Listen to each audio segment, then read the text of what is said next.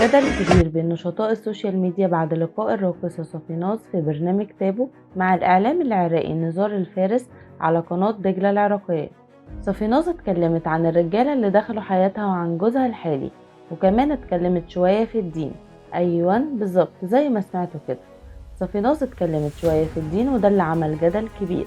في الفيديو ده هتعرفوا التفاصيل الكاملة للقاء صافيناز مع نزار الفارس، وإيه حكايتها مع الصلاة والصيام رغم إنها مسيحية.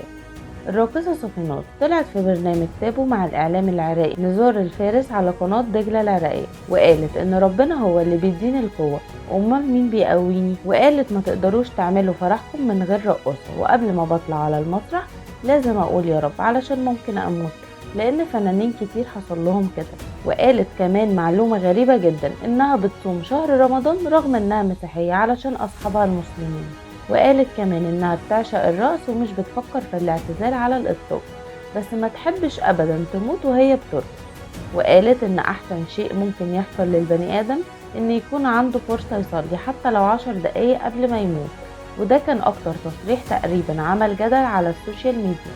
صافيناز رفضت تماما إن بنتها تكون رقاصة، واتكلمت عن المعجبين والرجالة اللي بتتجوزهم، وقالت إن عندها معجبين كتير بس ما دخلش حياتها غير 3 أو 4 رجالة. واتكلمت عن جوازها وقالت إنها مش بتحب أي راجل غير بعد الجواز، ومش بتتجوز حد غير لما بيكون بيحبها قوي قوي قوي، وهو ده المغري بالنسبة ليها.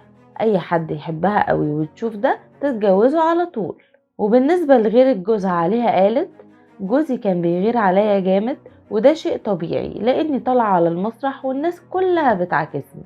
ولما قال لها نزار ان ربنا مش راضي عن الرقص، قالت له: انا من عيله محافظه جدا، وبعدين انت عرفت منين؟ هو ربنا كان قالك؟ صوفيناز او صوفينار رقاصه شعبيه ارمينيه روسيه، اتولدت سنه 1983، يعني عندها دلوقتي 40 سنه. كانت بتلعب باليه بس اتجهت للرقص الشرقي لانها حبت الاغاني العربيه، فجت على مصر واتشهرت بالرقص الشرقي فعلا. اول ظهور لصافيناز كان على قناة دلع، واتشهرت جامد قوي من اول اغنية، وهي اغنية زلزال في فيلم القشاش، ومن ساعتها اتنقلت في حتة تانية، ومعروف عنها جرأة الظهور على صفحتها على الفيسبوك، بجانب انها شاركت في العديد من الافلام والمسلسلات بس برضه في اطار الرقص الشرقي. واترفع عليها دعوات من الوسط الفني وبره الوسط الفني بالطرد من مصر علشان بتمارس المهنة بدون ترخيص، وناس تانية اتهمتها بالجاسوسية، بس في الآخر عدت وكملت وما زالت في مصر.